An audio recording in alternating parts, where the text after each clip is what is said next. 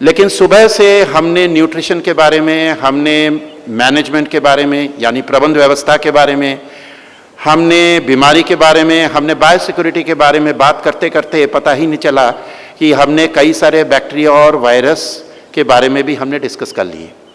इसीलिए आपके आसानी के लिए ये स्लाइड भी हिंदी में बना हुआ है, तो मैं जैसे जैसे बोलता जाऊंगा स्क्रॉल होती जाएगी, फोटोग्राफ्स भी होगी।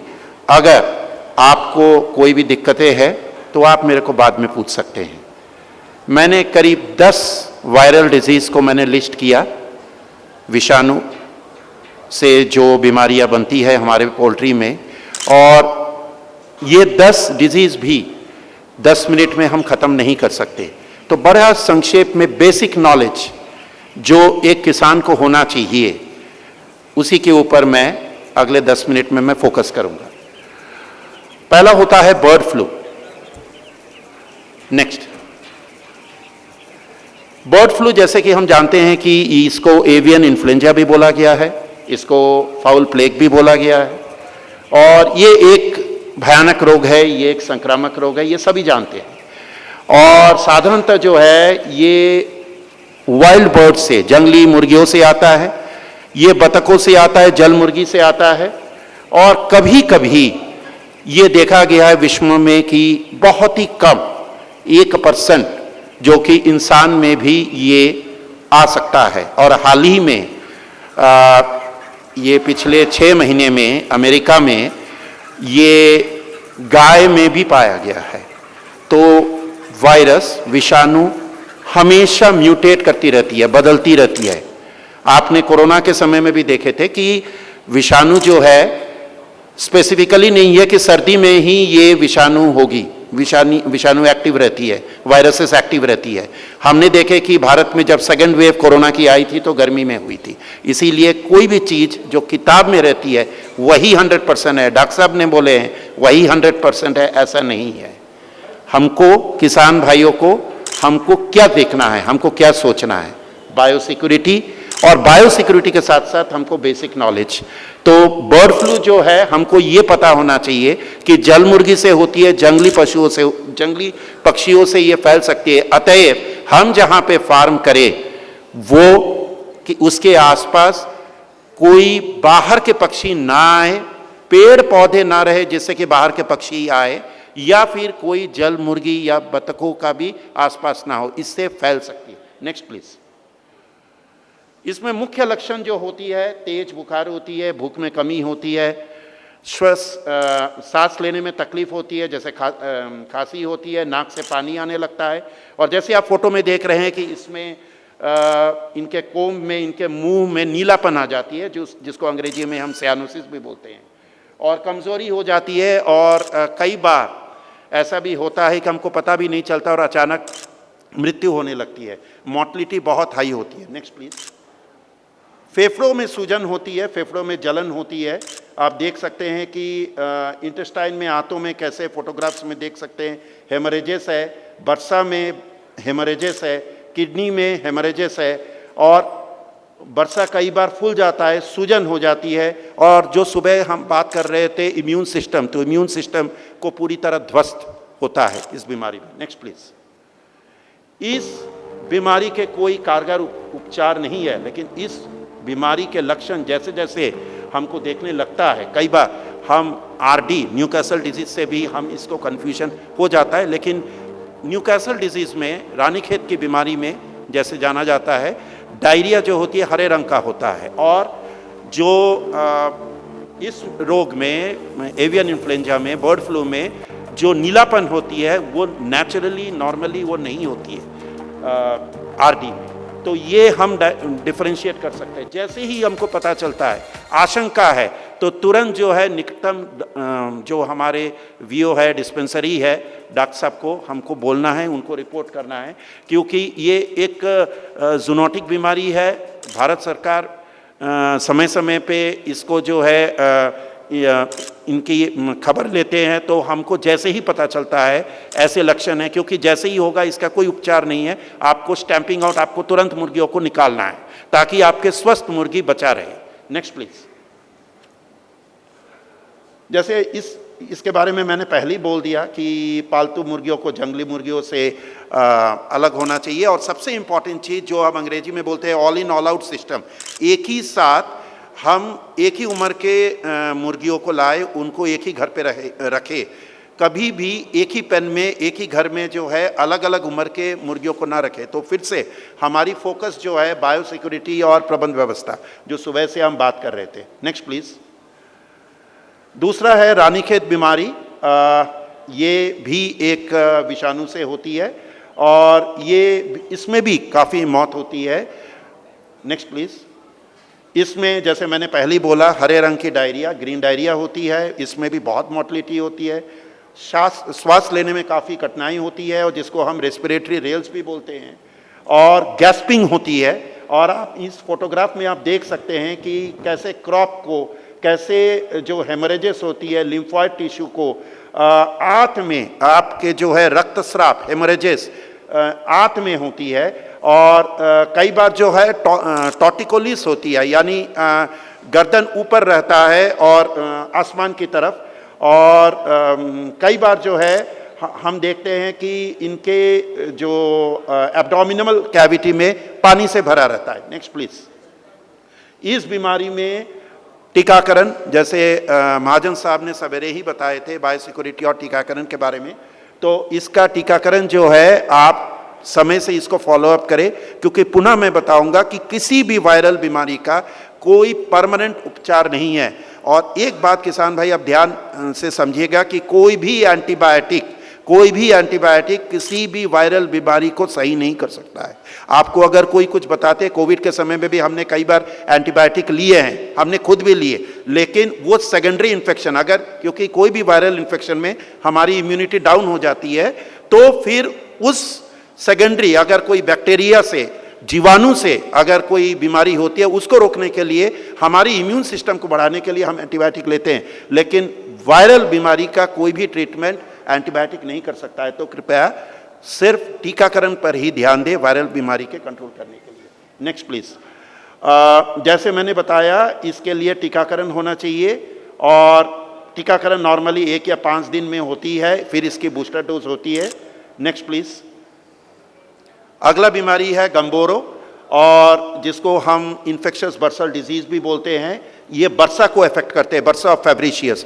तो बर्सा ऑफ फैब्रिशियस को अगर अफेक्ट करते हैं, सुबह हम बात कर रहे थे इम्यूनोमॉड्यूलेशन, इम्यूनोसप्रेशन की, तो ये इम्यूनिटी के लिए बहुत इंपॉर्टेंट है। और क्योंकि ये अफेक्ट करते हैं तो इम्यूनिटी ध्वस्त होती है। इसमें पक्षियाँ, जो मुर्गियाँ सुस्त रहती है, कांपने लगती है, और बरसा में सूजन होती है, पतले दस्त होने लगती है, डायरिया होती है। Next please. ये आप फोटोग्राफ्स देख सकते हैं कि जिसमें पहले वाले में आप देख सकते हैं बरसा किसी तरह ये फूल गया है, सूजन हो गई है, कैसे कैजियस डिपॉजिट, जैसे कि कोई पीले रंग का, आप देख सकते हैं कि इसमें पीले रंग का जैसे कि कोई सूजन हो गया है या उसमें फैल गया है बरसा में, आप दूसरे फोटो में आप देख सकते हैं। इसी तरह आप बाकी फोटोज में भी देख सकते हैं, जैसे कि आप नीचे वाले फोटो बाएं तरफ आप देख सकते हैं कि इसमें हेमरेजेस होती है, थाई जांघ के मांसपेशियों में हेमरेजेस होती है, रक्तस्राव ज़्यादा होती है। Next please. इस बीमारी में तुरंत डॉक्टर की सलाह होनी चाहिए, डॉक्टर की सलाह लेनी चाहिए। इसमें भी जो है हम टीकाकरण होती है, आईबीडी की टीकाकरण होती है, सुबह ये डिस्कस की गई है, और साथ ही हम मल्टीविटामिन का प्रयोग कर सकते हैं। Next please. नेक्स्ट है लीची रोग। पहली बार ये 1987 में पाकिस्तान में अंगारा में देखा गया, तो इसलिए इसका नाम अंगारा भी बोला जाता है, अंगारा बीमारी। और भारत में 1992 में ये देखा गया है। ये एडिनोवायरस द्वारा होता है। ये बीमारी 3 से 10 हफ्ता के चूज़ों में पाई जाती है। और इसमें क्या होता है कि आपके जो हार्ट में लीची जैसा दिखता है, लीची फल जैसा दिखता है। अगर हम उसको जैसे लीची को काटने के बाद जैसे रंग होता है वैसे ही ये दिखता है, इसलिए इसका नाम लीची बीमारी भी हुआ है। Next please. जब हम पोस्टमार्टम करते हैं तो आप देख सकते हैं हार्ट को और लीवर को, नीचे के चित्र में आप देख सकते हैं लीवर कैसे फूला हुआ है, ऊपर आप देख सकते हैं हर्ट कैसे फूला हुआ है। Next please. इसमें फिर से हम मल्टीविटामिन का प्रयोग कर सकते हैं और मोस्ट इंपॉर्टेंटली बायोसिक्योरिटी का फॉलो करना बहुत ज़्यादा ज़रूरी है। Next please. मैरेक्स पहली बार 1907 में एक हंगरी में डॉक्टर मैरेक्स ने देखे थे और उन्होंने आइसोलेट किए थे, इसलिए इनका नाम मैरेक्स नाम पड़ा, मैरेक्स बीमारी। ये हर्पीस वायरस द्वारा होती है। Next please. ये पक्षी के पैरों, पंखों, गर्दन आदि भागों में लकवा कर लेती है, पैरालिसिस कर देती है। पक्षी लंगड़ाना शुरू कर देते हैं। आँखों को ये प्रभावित करती है। आप देख सकते हैं कि कैसे पैरालिसिस होके फोटो में देख सकते हैं कि पक्षी पड़े हुए हैं, गर्दन में लकवा हो जाती है। Next please. इसमें मेन जो होता है नर्व, सियाटिक नर्व, अगर पोस्टमार्टम होती है, अगर आप डॉक्टर के साथ रहते हो तो आप देखोगे कि इसमें दिन के प्रकाश में जो है सियाटिक नर्व में स्ट्राइशंस होती है, मतलब एक मार्क होती है जो कि दिखाई नहीं देता है, धारिया होती है जो कि दिखाई नहीं देता है, और कई बार उसमें सूजन भी आ जाती है। लीवर, स्प्रीन आदि में भी सूजन हो जाती है। इस बीमारी में भी बी कॉम्प्लेक्स और मल्टीविटामिन दिया जाना चाहिए। साथ ही एक दिन में मैरेक्स डिजीज की टीकाकरण होती है जिसको हमको फॉलो करना चाहिए। Next please. इन्फेक्शियस ब्रोंकाइटिस एक बीमारी है जो कि फार्म में अक्सर ये हमारे फार्म में प्रभावित करते हैं। ये बीमारी का इसलिए बहुत इम्पोर्टेंस हाल ही में आया था क्योंकि ये कोरोना वायरस द्वारा होता है, और 2020-21 में जब कोरोना वायरस का तांडव भारत में हुआ था तो पोल्ट्री इंडस्ट्री को करीब 23,000 करोड़ रुपया का नुकसान हुआ था। वो सिर्फ र्यूमर की वजह से, मतलब हमने ये सोचे, आप में से भी कई लोग ये सोचे होंगे कि चिकन खाने से या चिकन का अंडा खाने से, क्योंकि ये आईबी करता है, इन्फेक्शियस ब्रोंकाइटिस करता है, तो हम में भी हो जाएगा। जबकि ह्यूमन कोरोना वायरस, इंसान में जो कोरोना विषाणु पाया जाता है, इससे इसका लिंक नहीं है, और मुर्गी के अंडे या मांस को खाने से हम किसी को कोरोना नहीं होगी। लेकिन उस समय क्योंकि ये फेसबुक, व्हाट्सएप या किसी भी सोशल मीडिया में आप लोग जागरूक नहीं थे, तो जो कुछ लोग अपने फायदे के लिए इसको फैलाया था, और हम लोग भी इनके चाल में आ गए और इंडस्ट्री को काफ़ी नुकसान होना पड़ा। तो किसान भाइयों को आज के दिन में जागरूक होना बहुत ज़्यादा ज़रूरी है, ना कि फेसबुक, व्हाट्सएप में कोई भी इंफॉर्मेशन आए उसके ऊपर। अगर आपको कोई भी डाउट होता है, आपके निकटतम जो डिस्पेंसरी है वहाँ जाके आप डॉक्टर की सलाह लें, बशर्ते कि आप फेसबुक में उसको आप देखें और उसके ऊपर, उस इंफॉर्मेशन के ऊपर आप विश्वास कर लें। इसमें मेन होता है कि ट्रैकियल रेल्स होती है, सांस लेने में परेशानी होती है, भूख नहीं लगती है, वजन कम हो जाती है, अंडा उत्पादन 50% गिर जाती है, अंडा के आकार और अंडा के इंटरनल क्वालिटी, मतलब अंदर के क्वालिटी में भी काफ़ी अंतर आ जाता है। आप देख सकते हैं इसमें कि किस तरह हेमरेजेस होती है ट्रैकिया में, आप दोनों फोटो में देख सकते हैं। आप रक्तस्राव हो रही है, पहले वाले में रक्तस्राव हो रही है और दूसरे में किडनी में, इसमें कैसे आप फूला हुआ है और सोलन है। Next please. इसका उपचार, फिर से हम वैक्सीनेशन, टीकाकरण जो सुबह डिस्कस हुई थी वो उसके ऊपर हमको ध्यान देना चाहिए। अगला बीमारी जो है ILT, इन्फेक्शियस लैरिंजियोट्रैकाइटिस, ये नॉर्मली 2 से 8 महीने में होती है, लेकिन यंग मुर्गी को, एकदम चूज़ों को भी अफेक्ट कर सकती है। इसकी भी मृत्यु दर बहुत ज़्यादा होती है, हर्पीस वायरस से ये होती है। और ये नेक्स्ट प्लीज। ये रोग धीरे धीरे फैलता है। सबसे बड़ी बात है कि ये ILT जो होता है बीमारी, ये अगर वैक्सीन भी किया जाता है मुर्गियों में, तब भी कई बार वैक्सीनेटेड मुर्गी, मतलब हमने टीकाकरण कर लिए, मुर्गी को नहीं होगी, लेकिन इसका मतलब नहीं है कि वायरस उस मुर्गी के अंदर घुसेगी नहीं, वायरस घुसेगी और एक हम फेज बोलते हैं लेटेंट फेज, यानी वो कैरियर रहेगी और उसके बाद जो है वो वायरस को पूरे फार्म में फैलाती रहेगी। तो इसके ऊपर हमको ध्यान देना चाहिए। इसके मुख्य लक्षण है खांसी, रेस्पिरेटरी रेल्स, श्वास में कठिनाई, मुर्गी कमज़ोर हो जाती है, सो जाती है, अक्सर बैठ जाती है और कभी कभी जब वो खांसते हैं तो साथ में खून भी निकल आता है। Next please. ये आप देख सकते हैं, इसमें पानी में आंखों में पानी आ जाती है। जैसे हमको सर्दी खांसी जुकाम होती है, हम खांसते हैं, वैसे ही उनको होते हैं। Next please. और अंडे प्रोडक्शन में भी कमी हो जाती है। इसमें आप फोटोज में आप देख सकते हैं कि ऊपर के फोटोज में कि इसमें आपके रेस्पिरेशन में कैसे, पहले वाले फोटो में आप देख सकते हो कि इनको दिक्कतें हो रही है, ट्रैकिया में काफ़ी प्रॉब्लम हो रही है। Next please. चीज़ी एक्सुडेट होती है ट्रैकिया में, जैसे मैंने पहले बताया। इसके लिए भी वैक्सीन होती है, हम वैक्सीन करते हैं। नॉर्मली लेयर मुर्गी में हम वैक्सीन करते हैं। अगला है फाउल पॉक्स। ये किसी भी पक्षी को किसी भी उम्र में कर सकते हैं, लेकिन नॉर्मली 4 से 5 हफ्ते बाद ही ये करते हैं। पहले ये बहुत बड़ा बीमारी था, लेकिन बाद में वैक्सीन करने के बाद ये किसी हद तक भारत में ये कंट्रोल हुआ।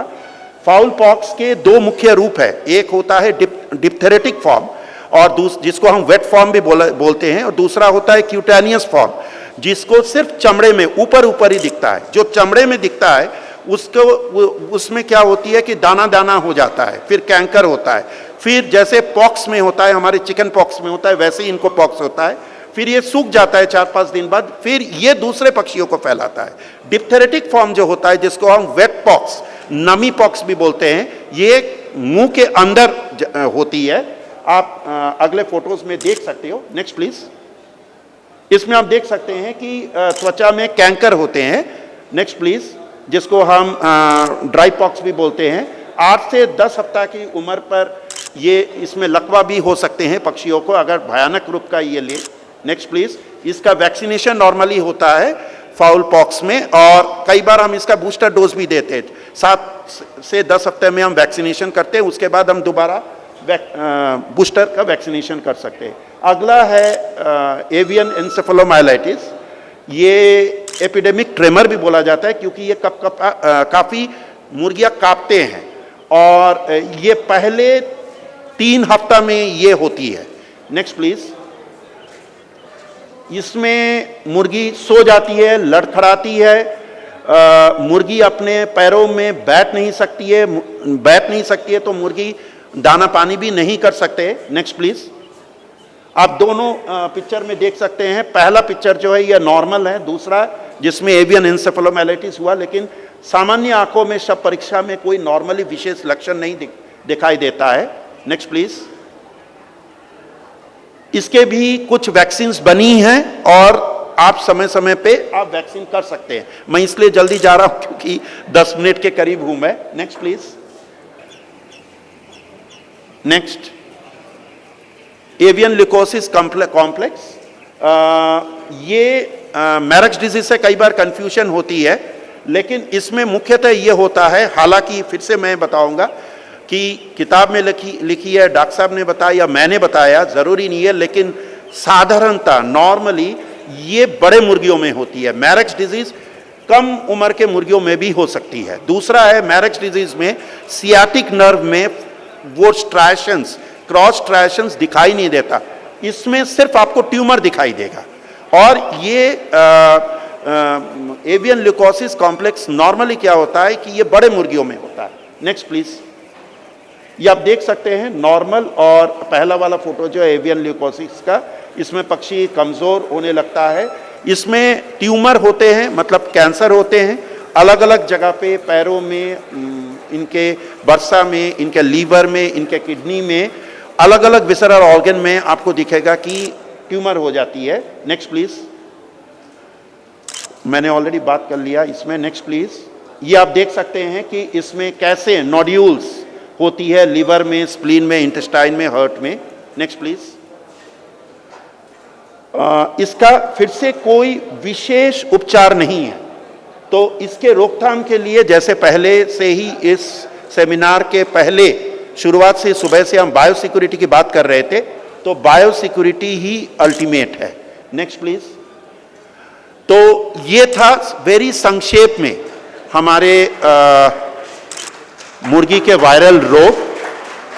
मेरे किसान भाइयों को 2-3 और शब्द मैं बोलना चाहूंगा,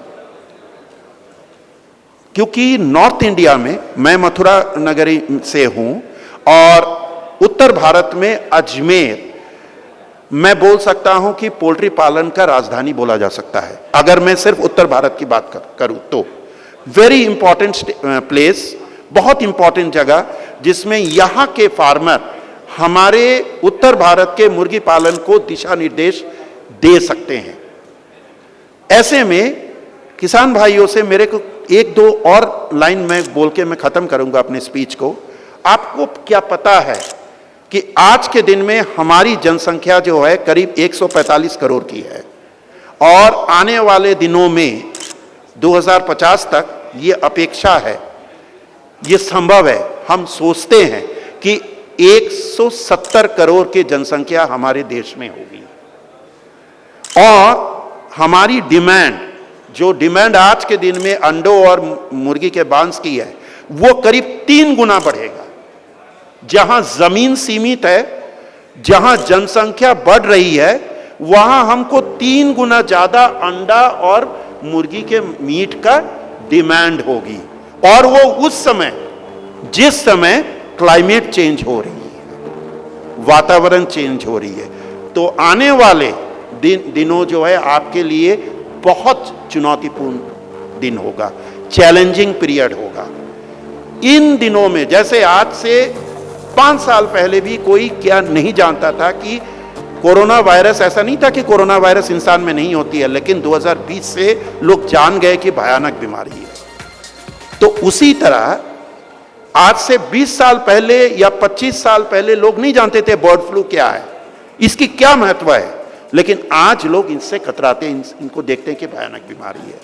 आने वाले दिनों में जब क्लाइमेट चेंज होगी, ऐसे बहुत सारे विषाणु और जीवाणु होगा जो कि एक्टिव होगा, जो कि आज नहीं है। ऐसे बहुत सारे विषाणु होगा जिसमें म्यूटेशन होगी, जो आज दिख रहा है कि वो खतरनाक नहीं है, कल होगी।